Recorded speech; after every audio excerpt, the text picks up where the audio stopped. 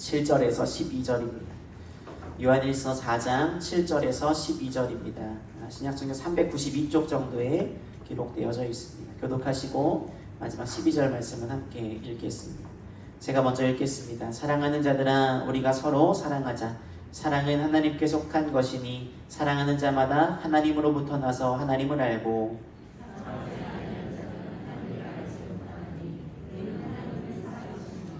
하나님의 사랑이 우리에게 이렇게 나타난 바 되었으니 하나님이 자기의 독생자를 세상에 보내심은 그로 말미암아 우리를 살리려 하심이라.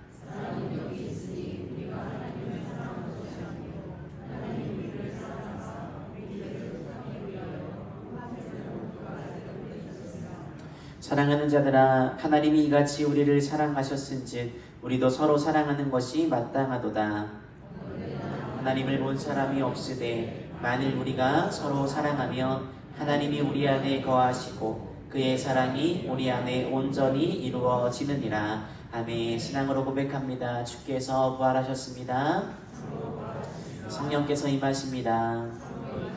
아멘. 네, 오늘은 12제자 네 번째 시간으로요, 요한 사랑을 품은 제자라는 제목으로 말씀을 나눕니다. 오늘 나누는 요한은요, 몇 가지의 유일한이라는 말을 붙일 수 있는 제자입니다. 하나는 유일하게 예수님의 십자가 곁에 있었던 제자입니다. 나머지 제자들은 다 도망을 쳤는데 유일하게 십자가상에 있었습니다. 또 다른 유일하게 순교하지 않고 자연사한 제자라고 알려져 있습니다. 물론 육체적으로 다른 제자들과 다르게 순교를 당하진 않았는데요, 유일하게 예수님 곁에서 마지막까지 십자가의 죽음을 목격한 사람입니다. 그런 점에서 십자가 체험이 분명했고 영적으로는 이미 순교를 경험한 사람이라고 말할 수 있습니다. 이렇듯 요한을 이야기하는 여러 가지 표현이 있는데 가장 주되게 이야기하는 것은 오늘 말씀의 제목처럼 사랑이라고 할 수 있습니다. 그는 자기 스스로를 사랑받는 제자라고 소개하고 있습니다. 여러분, 서양 사람들이 이름을 지을 때 어떤 이름이 가장 흔한가 통계를 내봤대요. 3위가 베드로고요, 2위가 야고보입니다. 그리고 1위가 바로 요한이라고 합니다. 우리나라 사람들이 시쳇말로 철수나 영희라고 말하는 것처럼 아주 많이 붙이는 이름입니다. 그런데 많이 붙이는 이 이름에 너무 좋은 뜻이 담겨 있습니다. 요한이라는 말은요, 하나님은 은혜로우시다라는 뜻을 가지고 있습니다. 세상의 모든 부모가 자녀의 이름을 지으면서 그 이름대로 되기를 소망하죠. 그런 것처럼 요한은 하나님의 은혜를 느끼면서 하나님의 사랑을 받으며 살았던 사람이라고 말씀드릴 수 있습니다. 요한복음 13장 23절은 이렇게 말하죠. 요한복음을 기록한 사람이 바로 요한 자신입니다. 요한 1, 2, 3서 그리고 요한계시록까지 모두 다 요한의 기록물입니다. 이 요한복음에 보면 독특한 표현이 등장하는데 예수께서 사랑하시는 제자라는 말이 등장합니다. 예수님이 사랑하는 제자가 바로 요한 자신을 말하는 것입니다. 기독교 화가들이요, 요한을 그릴 때, 성화를 그릴 때 예수님께 기대어 있는 모습으로 종종 표현하고 합니다. 아주 예수님과 친밀한 우정을 나눈 사람으로 알려져 있습니다.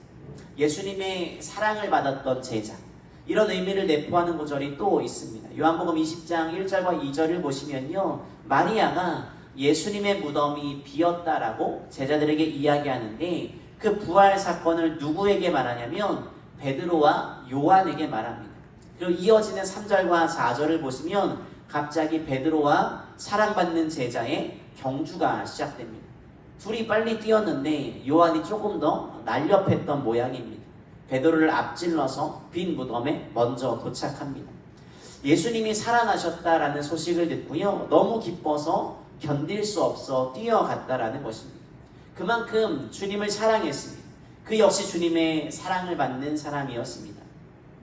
여러분, 그런 경험 없으세요? 주체하지 못하는 기쁨, 뜰 듯이 날아갈 것 같은 기쁨을 누리는 그런 순간 말입니다. 저에게 2020년 4월이 그랬습니다. 물론 둘째 아이도 참 소중한데요, 첫째 아이가 태어난 때입니다. 저희 가정에 자녀가 바로 생긴 게 아니었습니다. 한 5년 정도의 시간이 있었어요. 제법 애를 썼는데 생기지 않다가 생긴 아주 소중한 아이입니다. 그 기간이 사순절 기간이었습니다. 특별히 고난주간을 보내고 있었는데 제가 있던 상곡교회는 사순절 내내 6주간 특별 새벽 기도회를 아주 크고 화려하게 합니다. 전교인이 모여서 늘 예배해요.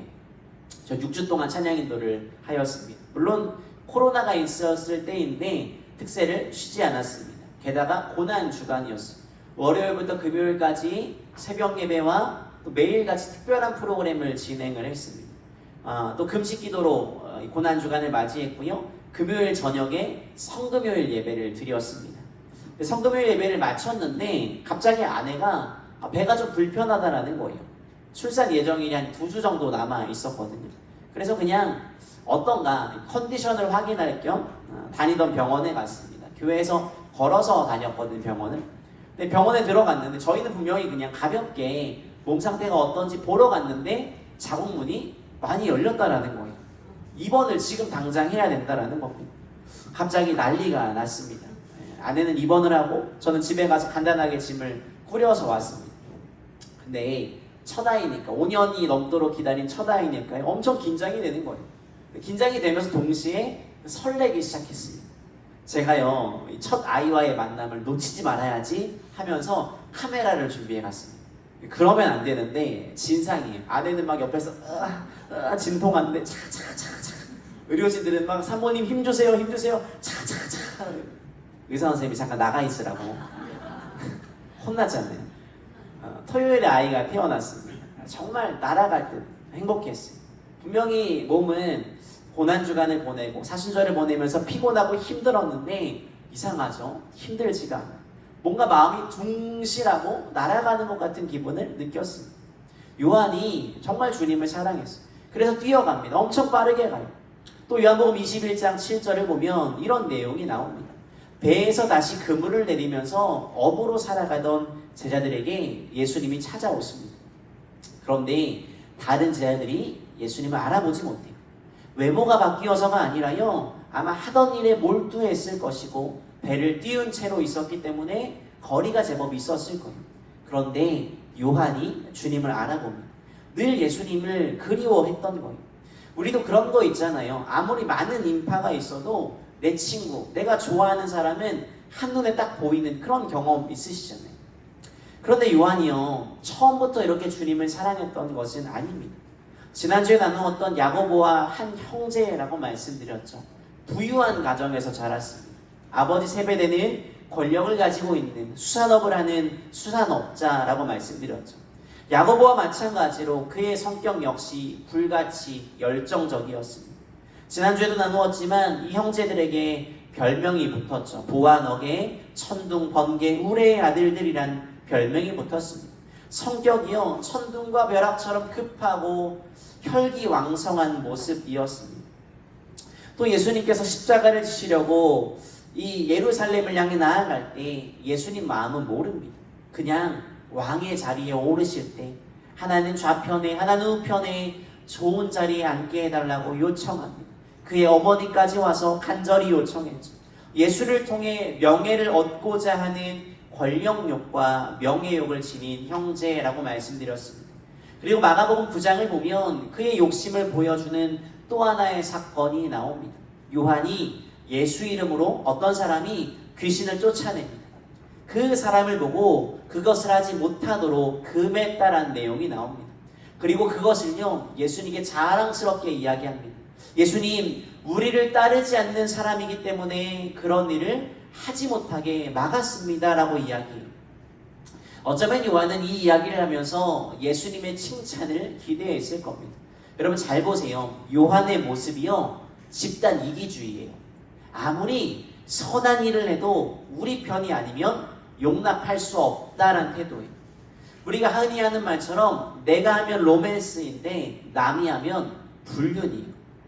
여러분 이런 이기적이고 자기 중심적인 태도가 안타깝지만 교회 안에서도 하나님을 믿는 사람들에게도 고스란히 나타납니다. 지금 요한의 모습을 보면 이 사람이 치유되는 일, 귀신이 쫓아지고요, 건강하게 회복되는 것은요 관심이 없어요. 오직 그 사람이 하는 일이 나와 우리의 집단에 이익이 되느냐, 이것을 생각할 뿐이에요. 이런 사람이 후에 사랑의 사도가 됩니다. 그야말로 기적 같은 일이라고 할 수 있어요. 자, 그러면 어떻게 이런 혈기왕성하고 이기적인 성품을 지녔던 요한이 사랑의 사도란 별명을 가지게 되었을까? 주님이 이 사람을 어떻게 변화시켜 나가실까요? 여러분, 급하고 벼락 같다라는 것은요, 나쁜 성격이라고 말할 수도 있는데 잘 사용하면 뜨거운 열정, 깊은 감성이라고도 말씀드릴 수 있습니다. 잔잔한 파도 같은 성향의 사람이 있으시죠? 우리 성도님들 중에도 계신 것 같아요. 어떤 상황이 와도 그냥 요동하지 않고 잠잠하신 분들이 계세요. 반면에 성난 파도와 같은 성향도 존재합니다. 그리고 성난 파도는요, 더 큰 에너지의 원동력이 되기도 합니다. 아까 부활하신 예수님께 베드로와 요한이 경주하듯이 달려갔다라고 말씀드렸죠. 요한이 먼저 도착했습니다. 그물을 던지고 있는 그들에게 찾아오신 그 주님을 먼저 알아본 것도 요한이라고 말씀드렸습니다. 요한은 아마 태생적으로 성격에 열정이 넘쳐나고 궁금한 걸 잘 못 참는 성미 같아요. 요한복음 1장을 보시면 요한과 예수님 만나는 장면이 기록되어져 있습니다. 세례 요한이라고 하죠. 세례를 베푸는 요한이란 사람에게 제자가 있었는데 그 중에 하나가 바로 오늘 나누는 요한이었습니다. 원래는 세례 요한을 따라다니면서 말씀을 듣다가 예수를 만난 뒤에 본격적으로 예수님을 따라 나서게 됩니다. 세례 요한이요, 지나가는 예수님을 보고 하나님이 보내신 구원자라고 이야기합니다. 그 말을 듣고요, 오늘 이 제자 요한이요, 이렇게 말하는 거예요. 예수님, 혹시 집이 어디십니까? 라고 물어요. 집이 어디십니까? 라고 물어요. 못 참겠어요. 이분이 궁금하고 대화하고 관계를 맺고 싶습니다. 친해지고 싶고 막 들이대는 스타일이에요. 여러분 중에도 그런 분들 계시죠? 막 새로운 사람 만나는 거 낯설어하지 않으시고 가까이 다가오시는. 제가 처음에 장로님 만났을 때 그랬잖아요. 저 오랫동안 알고 지낸 장로님인 줄 알았잖아요. 되게 스스럼 없이 이렇게 대화를 막 나누게 되더라고요. 저는 개인적으로 좀 후자입니다. 좀 멀리서 보면서 팬심을 좀 느끼는 편인데 요한은 적극적으로 다가가는 스타일이었어요. 얼마 전에 미국에 계신 제 스승님의 페이스북을 보는데 재밌는 경험을 했습니다. 이분이 미국으로 건너가서 유학을 하고 한인교회를 맡아 담임하고 계신데 참 탁월하십니다. 그러다 보니까 유명한 목사님들이 강사로서는 코스타 같은 유학생 수련회에도 강사로 가고 그러세요. 유명한 목사님들과 관계 맺으시고 교제하시고 그러시더라고요. 범접할 수 없는 레벨에 이른 분 같은데요. 페이스북을 보면요, 나와 같이 아는 친구가 나오는데 제 신학교 후배가 이분을 팔로잉하고 있는 거예요. 이 후배는 이런 스타일이에요. 나에게 좀 배울 게 있다 그러면 연락하는 것을 부끄러워하지 않고 어려워하지 않고 적극적으로 다가가서 교제하고 익히는 편입니다. 저는 좀 부끄러움이 많은 편이어서 잘 못 그러는데 정반대의 상향이더라고요. 사도 요한이 그랬단 말이에요. 예수님의 비범함을 발견합니다. 하나님의 어린 양이라는 이야기를 듣고 적극적으로 예수님을 따라 나서게 됩니다. 가까워지고 싶어서 애를 썼습니다. 그런데 지난주에도 야고보에 대해서 말씀을 드렸죠. 그들의 출발은요, 욕심이었습니다. 들이대서 가까워지고 자기 욕심을 이루고 싶었어요. 그렇게 함께 예수님과의 동행이 시작됩니다. 예수를 따라다니면서도 두 형제는 잘 바뀌지 않았어요. 여러분, 이런 생각을 해요. 요한은 예수님이 신기했어요. 비범해서 따라다니긴 했는데 그 당시만 해도 진심으로 주님을 사랑한 건 아닌 것 같습니다. 덜 성숙한 믿음의 태도였어요. 이런 글을 읽은 적이 있습니다. 여러분 잘 생각해 보세요. 좋아하는 것과 사랑하는 것의 차이를 알고 계십니까? 라는 글이었어요. 좋아하는 것은 그 사람으로 인해 내가 행복해졌으면 좋겠다라는 것이고요. 사랑하는 것은요, 그 사람이 나 때문에 행복해지기를 바라는 것이다 라고 말하더라고요. 좋아하면 욕심이 생기고 사랑하면 욕심을 포기하게 된다라고 말하죠. 만약 지구가 멸망해서 탈출하는 우주선이 있다면 좋아하는 사람은 내 옆자리에 태우고 싶고 사랑하는 사람은 내 자리를 내어주고 싶은 것이다. 꽃을 좋아하는 사람은 그 꽃을 꺾어버리지만 꽃을 사랑하는 사람은 그 꽃에 물을 준다라고 말해요. 그 글을 읽으면서 이런 생각을 했어요. 누군가를 좋아하는 것은 내 감정을 중심으로 생각하는데 누군가를 진심으로 사랑하면요, 상대방의 감정을 더 신경 쓰게 됩니다. 자녀들을 기를 때도 아마 그러셨을 거예요. 내 감정이 아니라 자녀의 기분과 자녀의 상황과 자녀의 감정 같은 것들을 더 헤아리며 살아오셨을 거예요. 사랑이 그런 것이라는 거죠. 요한의 변화는요, 나 중심, 내 만족에서 예수님 중심, 예수님의 사랑으로 변화된 것이라고 생각합니다. 그럼 어떻게 이런 일이 일어났을까요? 중요합니다. 다른 제자들도 물론 그랬겠지만 요한에게 일어난 변화는요, 주님과의 깊은 교제, 그분과의 시간 속에 쌓여간 그분의 삶을 바라보며 누렸던 영향력, 은혜라는 거예요. 사도 요한은 주님이 주신 많은 교훈 중에 유독 이것을 강조합니다. 요한복음 13장을 보시면 사랑에 대한 이야기를 합니다. 새 계명을 준다, 서로 사랑하여라 라고 이야기하죠. 나 중심, 나만 사랑해, 우리 가족, 우리 멤버가 중요해 라고 말하던 요한이요, 사랑으로 나아갑니다. 마침내 사랑을 가장 강조하는 제자가 되었습니다. 사람들은요, 다른 사람들과 대화를 나눌 때 모든 대화를 기억하지 못해요. 여러분 그러지 않으세요? 어제 가족과 나눈 대화도 토시 하나 다 기억하고 계십니까? 그런 사람은 없을 거예요. 유독 어느 한 부분 기억에 남는 지점이 있습니다. 마음을 터치하는, 만지는 그런 내용들이 있습니다. 예수님이 제자들과 함께 다니시면서 정말 수없이 많은 말씀을 하셨는데 특별히 요한의 마음을 터치했던 말씀, 그래서 요한이 기억하고 요한이 강조했던 말씀이 뭡니까? 바로 사랑에 관련된 말씀입니다. 요한이요, 다른 제자들보다 더 많이 사랑을 강조하는 모습을 보입니다. 예수님의 사랑을 본 것이죠.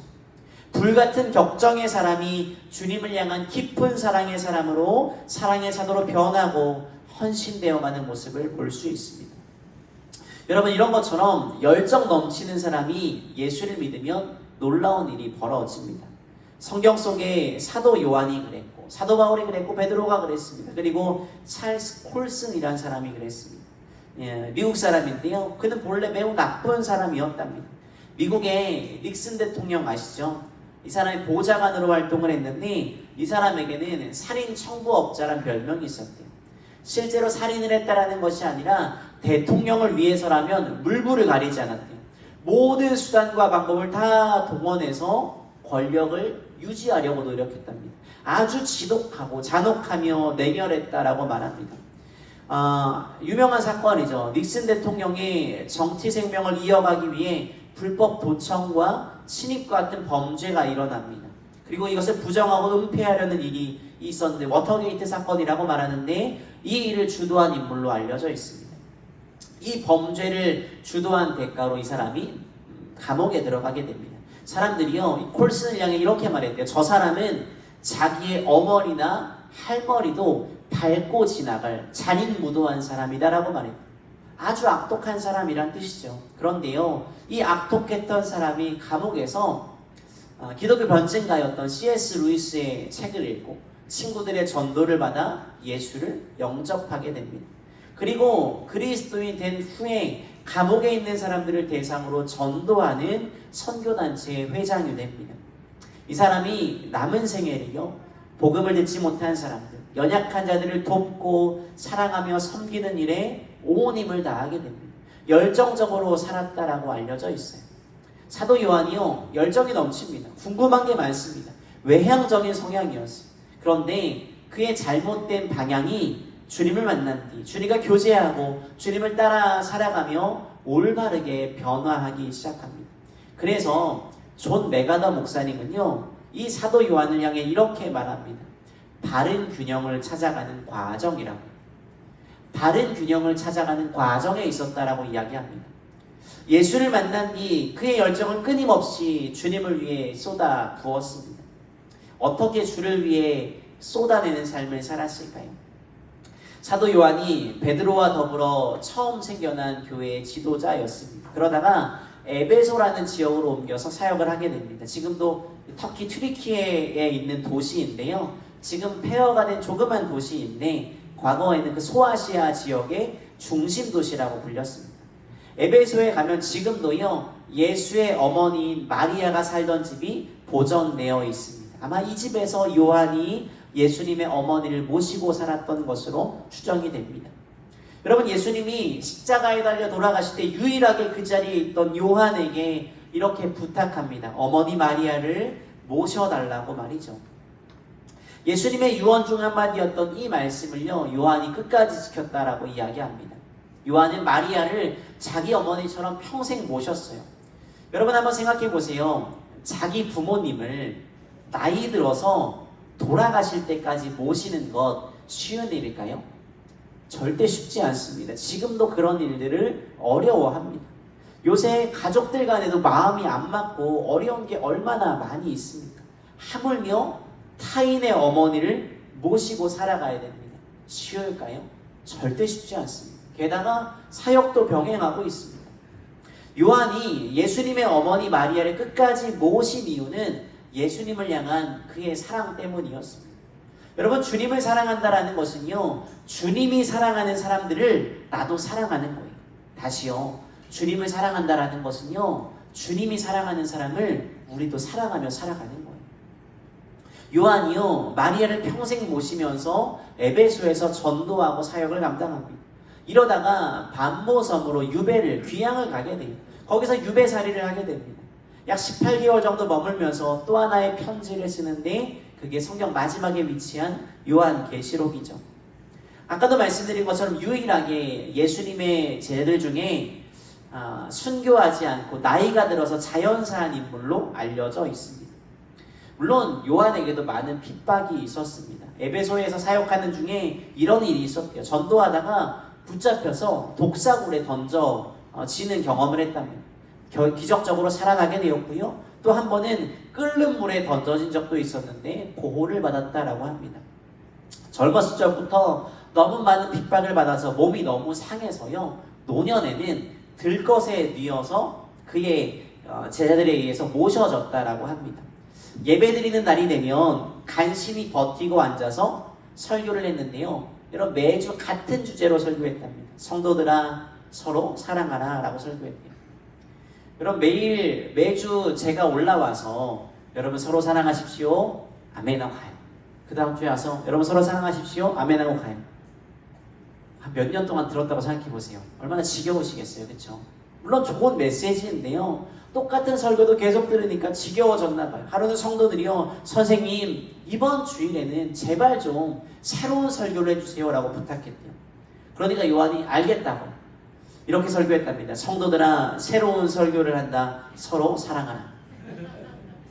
사랑을 외치다가 사랑 가운데 죽어갔습니다. 그 사람이 바로 사도 요한입니다.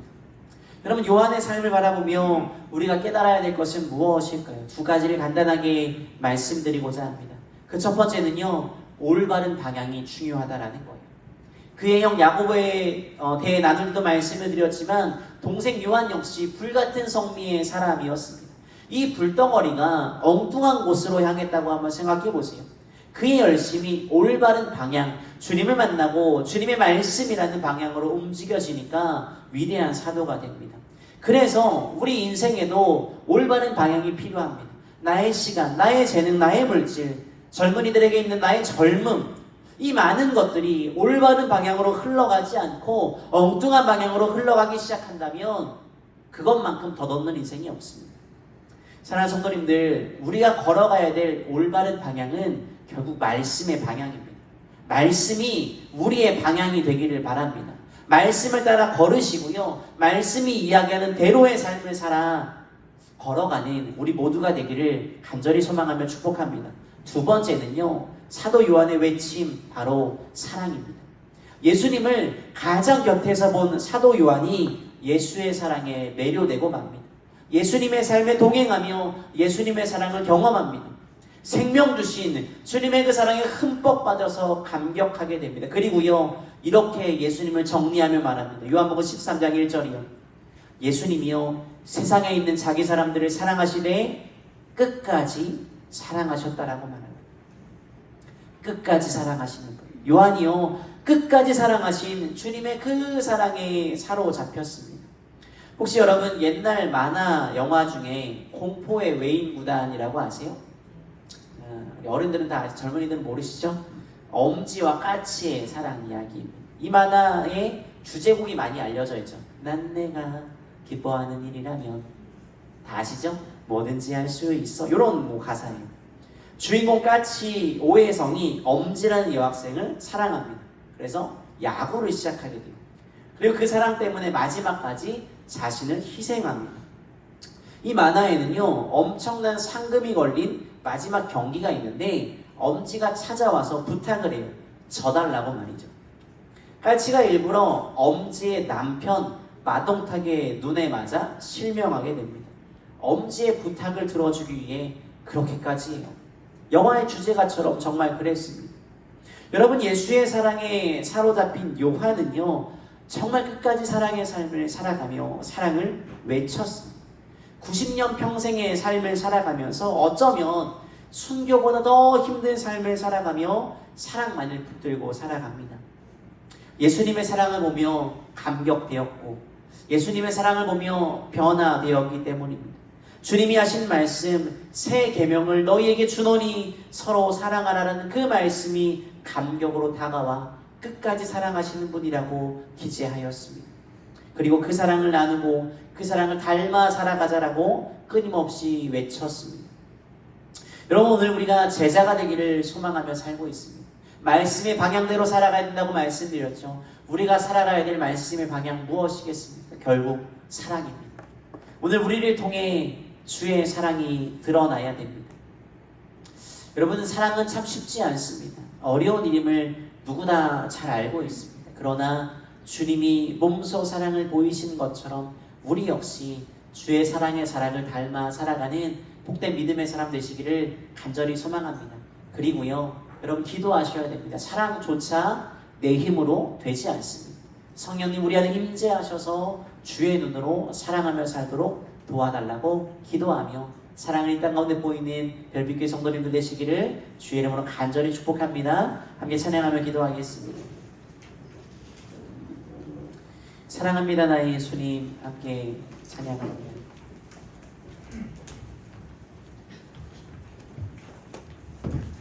아까 말씀드렸죠. 주님을 사랑한다라는 것은 주가 사랑하는 사람들을 사랑하는 것이라고요. 여러분 정말 주님 사랑하십니까? 사랑하시는 분 아멘으로 한번 화답하실까요? 주님 사랑하십니까? 아멘. 주님을 사랑하신다면 그 사랑하시는 주님이, 끝까지 우리를 사랑하신 주님이 우리를 사랑하신 것처럼 우리를 통해 하나님의 사랑이 흘러가기를 소망합니다. 갑자기 원수가 사랑스러워 보일 수는 없겠죠. 그러나 우리 곁에 있는 누군가를 향해 손 내밀어주고 사랑을 품어주는 그런 사람 되기를 소망합니다. 이 또한 우리 힘으로 불가능하니 성령님 우리 가운데 사랑하시는 능력을 더하여 달라고 여러분 찬양. 여러분 정말 주님을 사랑하고 계십니다. 우리의 신앙의 방향이, 우리 생각의 방향이, 삶의 방향이 말씀과 사랑이라는 방향으로 맞추어져 있습니까? 혹시나 그러지 않고 우리를 사랑하시는 주님이 아니라 세상을 사랑하고 향락을 사랑하는 모습은 아닙니까? 나의 근심거리와 염려만을 붙들고 살아가는 그런 인생은 아닙니까? 우리 같이 기도할 때 주님, 우리 역시 주님을 사랑하며 입술로만 주님을 사랑한다고 고백하는 것이 아니라 우리의 삶의 방향이 사랑으로 맞춰지는 삶 될 수 있도록 도와주시옵소서라고 성령님 우리 가운데 임재하여 주셔서 능력을 더하시고 사랑의 마음을 부어달라고 우리 함께 같이 주여 부르시 기도하도록 하겠습니다. 기도합니다. 주여, 주님 우리의 삶의 방향이 그런 삶 되기를 소망합니다. 하나님 우리가 주를 사랑하고 주를 위해 살아가는 인생 될 수 있도록 하나님을 도와주시니 우리를 사랑하시고 끝까지 사랑하시는 주님, 우리 하나님의 사랑을 기억하며 이 땅 가운데 살아갈 수 있도록 도와주시옵소서. 하나님의 그 사랑을 받은 우리 역시 삶의 방향이 사랑으로 부족되어 살아가기를 소망하고 하나님의 놀라운 역사가 일어날 수 있도록 도와주시고 하나님 주님의 놀라운 은혜와 하나님의 그 사랑이 하나님 우리를 눌러갈 수 있도록 도우시고 함께하여 주옵소서. 하나님 우리 연약합니다. 원수 사랑하는 건 어렵습니다. 가족 사랑하는 건 쉽지 않습니다. 주님 주의 사랑 보여주시옵소서. 하나님의 사랑 보여주시옵소서. 하나님의 사랑으로 나아가며 깨닫는 마음으로 하나님을 수 있도록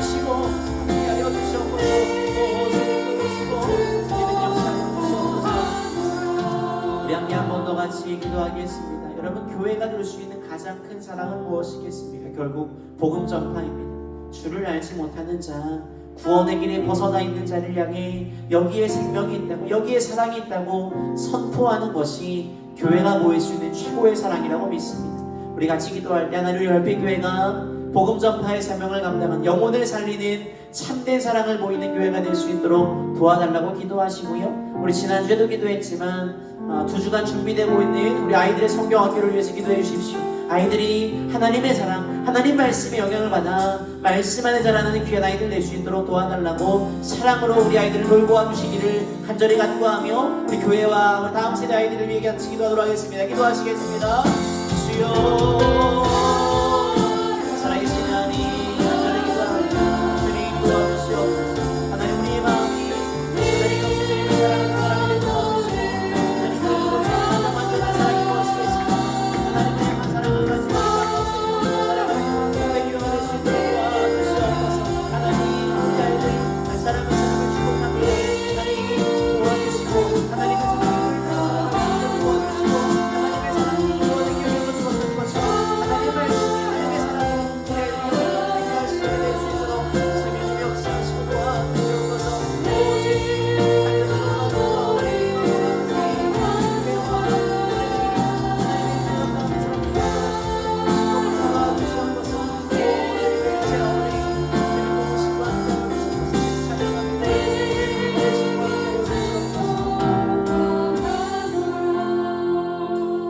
하나님, 어긋난 방향으로 그의 출발이 시작되었지만 시간이 가며 사랑의 사도로 변모하였던 것처럼 우리에게도 그런 은혜가 있기를 소망합니다.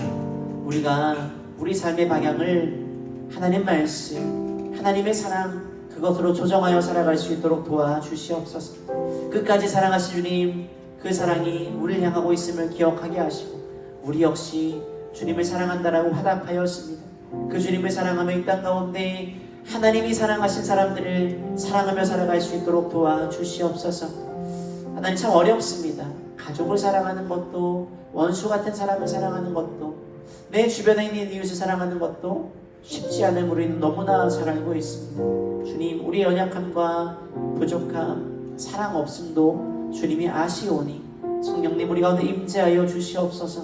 하나님의 사랑의 눈길을 보여주시고 하나님 마음을 부어주셔서 하나님 사랑으로 사랑을 바라볼 수 있도록 도우시고 함께하여 주옵소서. 하나님, 우리 교회가 보일 수 있는 최고의 사랑이 무엇이겠습니까? 결국 복음 전파인 줄 믿습니다. 어긋난 길로 걸어가고 있는 사람, 사랑을 모른 채 영혼의 갈증을 느껴 허덕이는 이들을 바로 이곳에 사랑이 있다고, 이곳에 구원이 있다고, 참된 평화와 행복이 있다고 고백하고 선포하는 교회가 될 수 있도록 도와주시옵소서. 특별히 다음 세대 아이들을 위해 기도합니다. 2주간 성경학교를 준비하고 있습니다. 하나님, 요한이 예수님과 함께 동행하며 예수의 사랑에 물들었던 것처럼 이 성경학교의 시간이, 또 우리 어린아이들의 이 삶의 시간이 하나님 말씀으로 물드는 삶이 될 수 있도록 도와주시옵소서. 하나님 사랑으로 물드는 삶이 될 수 있도록 도와주시옵소서. 세상은 자꾸 엉뚱한 것으로 사람을 물들이려 하고 있습니다. 헛된 것들, 죄악된 것들에 물들여 살아가는 아이들이 너무나 많습니다. 하나님, 우리 별빛교회 자라는 아이들이 하나님 말씀에 물들어 살아가는 그런 아이들이 될 수 있도록 도우시고 함께하여 주옵소서. 이것을 준비하는 손길들에게도 지혜와 능력을 더하여 주셔서 잘 감당할 수 있도록 도와주시옵소서. 감사합니다. 주님을 찬양합니다. 예수님의 이름으로 기도드렸습니다. 아멘.